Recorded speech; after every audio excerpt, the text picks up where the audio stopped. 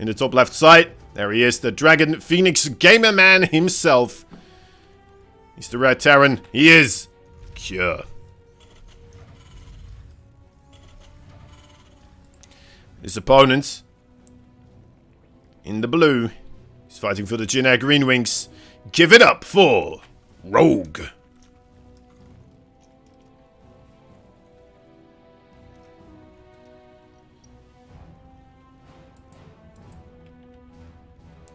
It's pretty cool that teams are coming back to StarCraft 2. Yeah, I mean, there's quite a couple of teams picking up players again, right? Even Crank getting picked up by Team Liquid. I mean, I very much enjoy Team Liquid sticking to StarCraft 2 as much as they are. Even though they got, like, they have teams in every single market, it feels, of esports overall. They are still staying true to their original colors as well, right? Just continuing onwards with the StarCraft. However much they can. Would be surprised, actually, if they wouldn't. I mean, they are probably some of the favorite... well, the biggest StarCraft fans, I should say. Fighter saving the Korean scene. Let's hope so. I mean, yeah, it's a difficult one, isn't it? There's so much esports going on in Korea overall, and a lot of it is a bit more, how do you call it? Well, easier to play, first and foremost. StarCraft 1, probably still the bigger one as well in Korea. But who knows? Who knows? Maybe we'll be able to get some influence back if we keep hosting events, if we keep making things happen, if we keep giving these players money, if we keep growing as ITaX as well.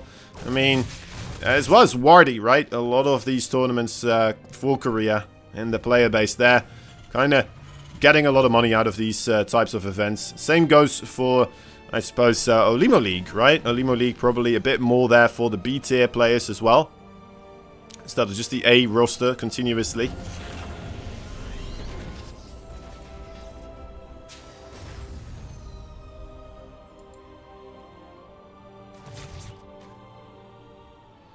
But, yeah, very important stuff, guys. It's all staying afloat because of all of you generous people helping us out with all sorts of, whether it be the Patreon, whether it's subscribing to Twitch, whether it's doing Matcherino things, like buying replay packs, all of that stuff.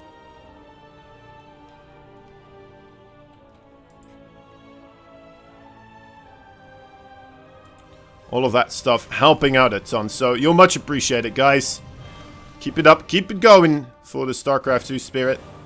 We all love this game. Like no other game overall. It's the best esports game in existence, if you ask me. So I think a lot of you will have the similar response. It's just so nice to watch overall, you know. It's not just a quick fight that ends within a couple of seconds. There's a lot more going on continuously. The codes have been used up, so you can no longer use the code. If you want to support the Matcherino for free, there's still a couple of quests you can do as well. The quest just as important, if not more important, than doing the codes actually, because that shows the sponsors that buy the quests. They get to see that they actually get a bit of a return from the StarCraft 2 pages, right? They have like this entire screen which shows them, alright, well, this is the amount of people that came in through this page. This is the amount of people that came in through this page. So, the more we manage to do with those quests, the better it is as well. Either that, or you just, you know, a lazy man. A lazy man's way is just buying the replay pack, I suppose. The lazy Richmond way.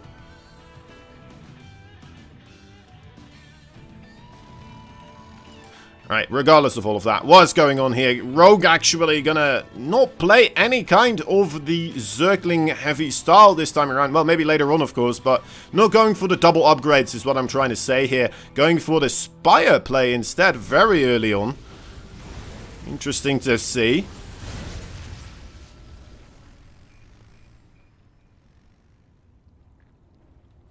Here doesn't seem to be doing the revolutionized build. Yeah, the Widowmine drops, I mean, it just doesn't seem to work against these guys. It really doesn't. For some reason, it worked against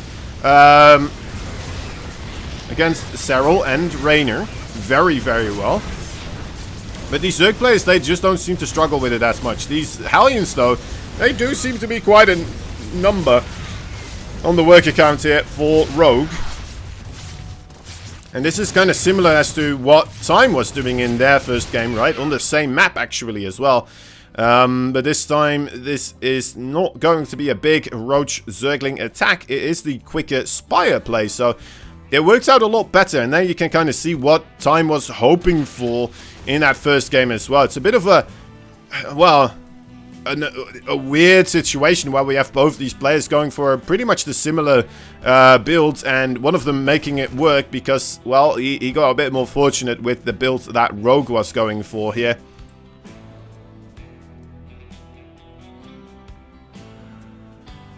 The Hellbat push and lose all that. No, I think he wanted to do the Hellions without the Hellbats in order to hide the fact that he has that armory. The armory already indicates that this is going to be heavily into the Widowmine. So we are going to see the Widowmine play here coming out of Cure with the drilling class very early on as well. Being able to lure that Hellbat out from the rest of the forces right there. Rogue actually jumping on this force right here. A bit surprised that he's going to try to make that happen. Does manage to get into the natural base, but was that worth it? Is keeping the Marines preoccupied here with the Mutalisk.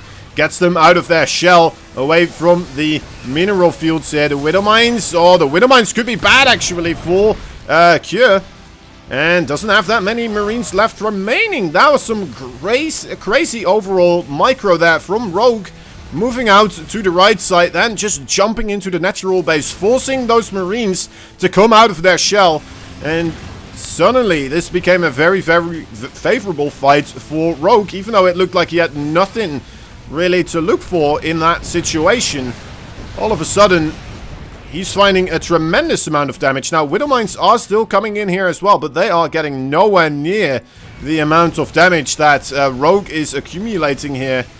This seems to be one of the main ways for the Korean Zergs to kind of deal with this heavy harassment style that Cure kind of innovated. It's just, well, if you are coming across with all your Widowmines, I'm just going to send my Zerglings and my Mutalisk into your base and absolutely destroy you, because you just don't have enough to stop me from doing just that. We're seeing it here happening once again. Similar to how DRG also approached this this conundrum that the European Zergs really struggled with. Suddenly, it seems like it's just not a really smart thing to do anymore, does it? I suppose all the Hellions as well, they did get sacrificed, but alright, having Hellions here, more Hellbats available, would have been good as well. But they dealt so much economic damage also. By the way, this is still playable for Mr. Cure if he does manage to clean up these Mutalisk right here, right now. But I'm not sure if he will. Those Mutalisk still going strong. It's starting to get a little bit closer, though. The production facilities, maybe they will be able to squeeze out enough Marines here slowly but surely. He has missile turrets as well. So the mineral fields are somewhat secure for the time being. There's just almost no workers actually here on the board still for Rogue. There's 3 command centers for Cure. So if Cure somehow, some way manages to stabilize here, he's actually still in a really good position. But he needs to stabilize. He needs, oh dear, don't lose those SCVs. That is the one real ticket for him to win this one. Mutalisk trying to just stay on top of those Marines as much as possible. This is starting to get very close right now. The Marines trying again here. The Widowmine does manage to get a shot off as well. A big boon to the defense, but it seems to just be snowballing more and more heavily into Rogue's favor here. The second base no longer mining, and that's going to do a real dent in the production overall. Well, the income, the harvesting of money, as the second base actually also under real severe threat of going down. Widowmine not in the ground is going to be picked off immediately as well. Yeah, there's just not enough Marines here. This is going to snowball entirely. There's no more workers advantage either for Cure to fall back onto if he does manage to make it work. That is just going to be it. GG is called. Rogue takes game number 1.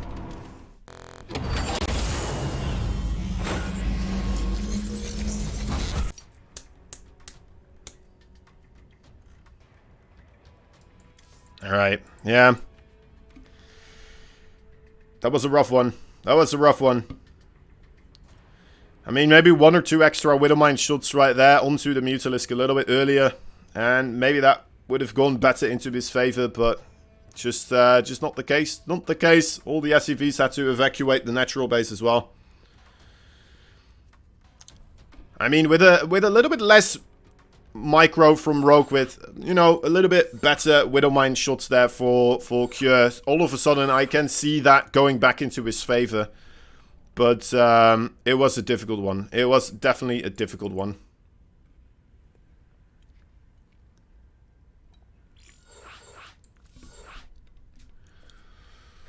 Alright. Do you think the Koreans follow the foreign scene much? I mean, these big tournaments? Probably, right? Probably. I'm fairly certain they do take a look at some of the games of Serral and some of the games of Rogue, because they are taking out their opponents quite on the regular. So there's a lot of stuff to learn there, and I would imagine they do watch some of their games, yeah.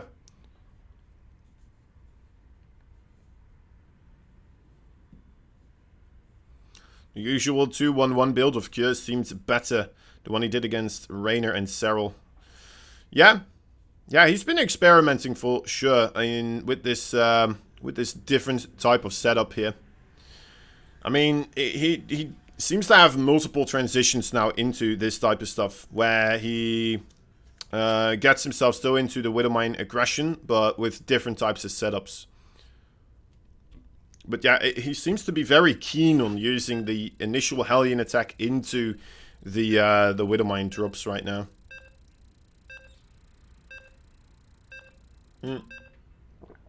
And getting himself a quick third base also. So maybe that is just maybe that's just him trying to get a little bit too greedy, right? Getting too much from both worlds and just not ending up with enough stuff on the boards against those counterattacks. So yeah.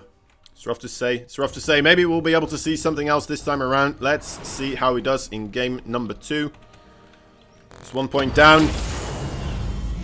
It's in the red. He's the Terran player from the Dragon Phoenix Gamers. He is Cure.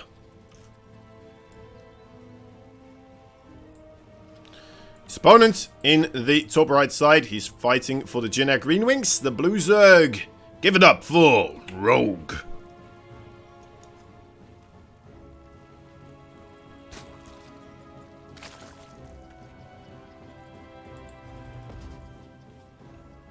Alright, Cure, come on. Let's see what he will be able to do. I mean, the work account for Rogue for the longest amount of time there was absolutely devastated. I was trying to see a way, maybe, perhaps, for Cure to still make that work. But yeah, the Mutalisk account just kept growing and growing. Rogue stayed on top of his micro continuously, not jumping onto any of those turrets unnecessarily when he didn't need to. Being incredibly responsible with his army positioning and which target he did and did not fight.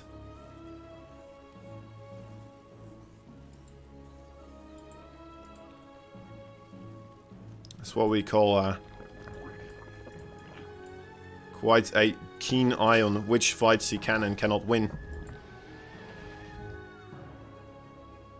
He actually dropped the mines. Yeah, he did some mine dropping as well. He managed to get across the field with 1 medevac at least. I think the rest of the Widowmine stayed at home, though, to try and take care of the rest. But he did still go across the map as well with a couple of Widowmines. I think they only got like 8 workers, though. Which, you know, is still a few. But if you're losing most of your mining at home, still not enough, apparently, it turns out, you know. Well, alright, well. Rogue again, going into this Roach Warren play. Guess I'm just not gonna be able to get to see the Ling into Infesta play anymore from this fella. Ooh, the drone there did get spotted. Should be able to get this at least into an extractor. Right, there we go. Of course, the cancel right there. Immediate. There's the hatchery. I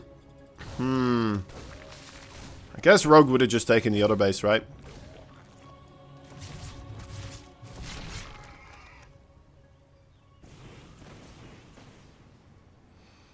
Yeah. I agree with Magic Stick right there. From the chat, saying some wise things. It wasn't really necessary anymore. He already dealt an enormous amount of damage. More than 20 workers killed off. I mean, what more can you want? And then all those Hellions did die, so you kind of need every hand on deck to try and hold off against the attack there. Alright, well, sees the Roach Warren here. Immediately just forfeiting that Reaper in order to get himself as much of a defensive setup as possible here, as quickly as possible. Now, is Rogue still going to go for the Roaches here? That's the question, of course. Can just say, you know what, it got scouted. Let me not do it as heavily anymore, but, well, already has those Roaches on the way, of course. He's going to try to get some poking done. Is he making circlings behind this? No, he isn't. So, it's a lot less committed than we saw against our Chinese player here. And, wow, okay, Cure just taps out. Just taps out. That's it. GG is called.